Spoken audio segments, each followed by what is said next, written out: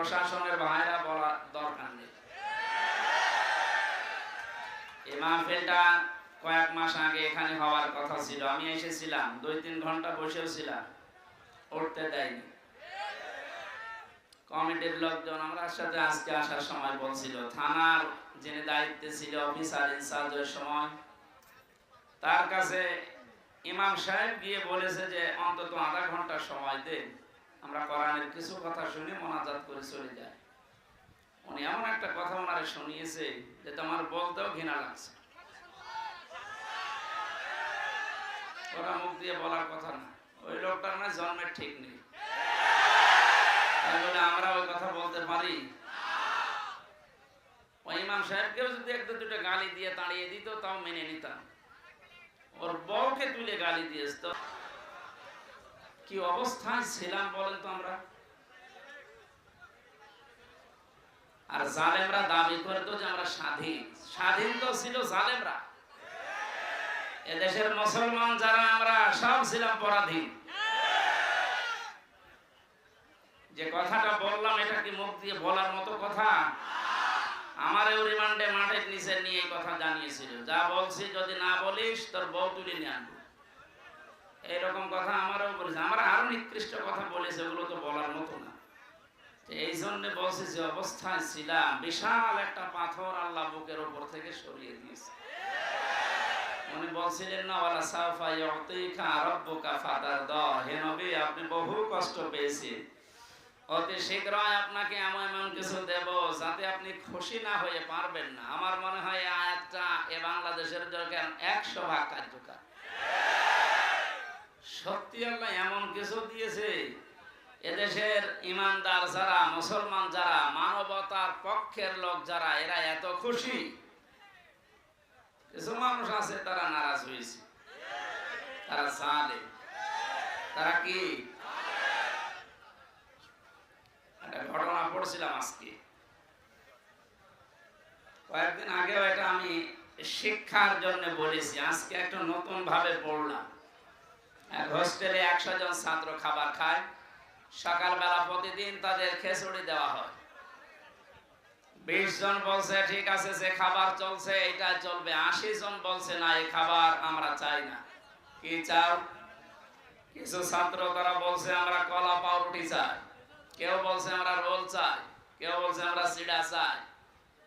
এইভাবে তো হবে না। হোস্টেল ম্যানেজার ডাক দিয়ে বলে একটা ভোট দেওয়া হবে, যার পক্ষে ভোট বেশি পড়বে সেই টাকাল থেকে পাস হয়ে যাবে।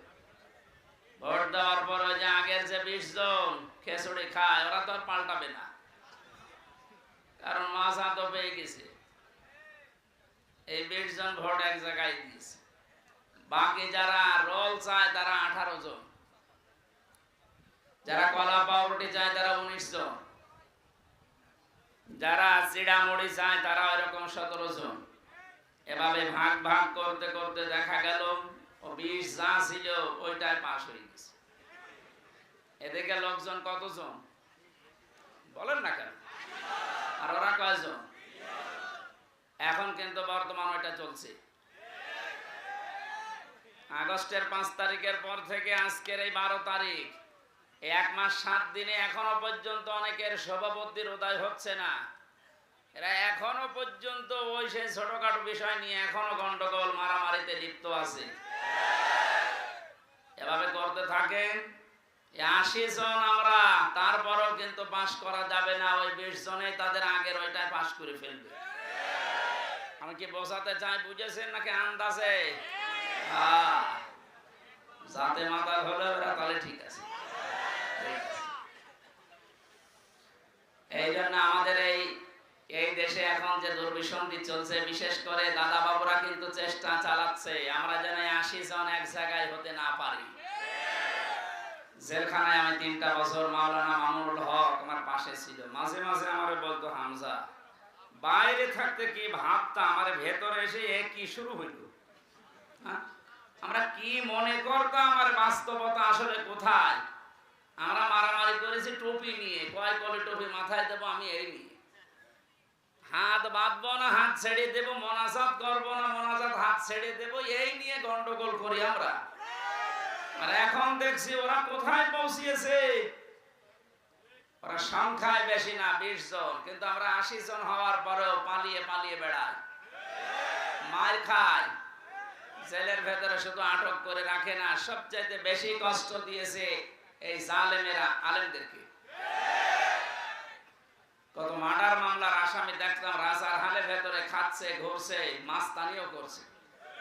আর আমরা 76 জন আলেম এক জায়গায় ছিলাম, আমাদেরকে যে কি কষ্ট দিয়েছে। যোগাযোগ বিচ্ছিন্ন, মানবতা বিরোধী অপরাধ বলে ওরা খুঁজে পায় না। ওরা মানবতা বিরোধী অপরাধের বিচার করে, এই আয়না ঘরের সাথে যারা জড়িত সব চাইতে মানবতা বিরোধী অপরাধের সাথে শামিল না এরা। আপনি যে খুঁজে পান না যে কি দোষ আমার। গতকালকে ওর ছেলে নাম নিতে আমার কেমন লাগে না, স্ট্যাটাস দিয়েছে যে দেশের মানুষ আমার মাকে কুকুরের মতো তাড়িয়ে দিল। বাঘের মতো তাড়াবে, কুকুরের মতো তাড়িয়েছে, কপাল ভালো। আর 4.5 থেকে 5 মিনিট হলে কেল্লা ফতে হয়ে যেত। ওইটা নিয়ে নুন দিয়ে দুধ দিয়ে ভাত খাওয়ার কথা বলতো না মাঝে মাঝে। কয়েক জায়গায় আগুন লাগালে মনে হচ্ছে পড়ে যাব, অত ভাত দুধ দিয়ে খায় না, এবার আপনি খান। এই জন্য সেটাই করেছিলেন, আমাদেরকে যা করেছেন সবচাইতে বড় মানবতা বিরোধী অপরাধ জেলখানার ভেতরে আলেমদের সাথে করা হয়েছে। 7 দিন পর পর সরকারি মোবাইল দেওয়ালে টেলিফোন দিয়ে কথা বলতে দেয়, বাড়িতে যোগাযোগ করেন উকিলদের সাথে। অথচ আমাদের এই 76 জনকে একেবারে বিচ্ছিন্ন, মোবাইল তো নেই। 2 দিন 1 দিন পরে পরে এসে চেকের নামে উল্টা পাল্টা করে এমন কষ্ট দিত। আর অধিকাংশ গুলো অমুসলিম, মুসলমান হলে তো একটু মায়া দায়া পেতাম। সুভাষ চন্দ্র বসু, সুব্রত বালা, আর বাকিগুলোর নাম আমার অনেকের মনে নেই। যে কয়টা ডিউটিতে পড়তো অধিকাংশ গুলোই অমুসলিম। ও আলেম আর জালেমের কাছে সমান। ও তো আর হুজুর বোঝে না, খেজুরও বোঝে না, মনে করে সবই এক। টাকা দিলে ভালো, টাকা না দিলে আপনি কালো। এই অবস্থায় যা অত্যাচার চালিয়েছিল, সেজদায় পড়ে পড়ে আলেমরা যখন কাঁদতো, পানিগুলো জায়নামাজের এই জায়গাগুলো শুধু ভেজে না, আল্লাহর আরশ পর্যন্ত কি ভেগেছে। আমার মনে হচ্ছে শুধু ছাত্র জনতার মাধ্যমে আল্লাহ জালেমকে বিদায় করেনি। এই 5 তারিখের আগ পর্যন্ত আল্লাহ আবাবিল পাখির মতো এই পৃথিবীতে বাংলাদেশ এই জায়গায় আল্লাহ ফেরেশতাও পাঠিয়েছিল। 16 বছর কম চেষ্টা করে নাই এদেশের মানুষ, এক চুলো নড়াতে পারে না জালেমকে। আল্লাহ পাক বলেন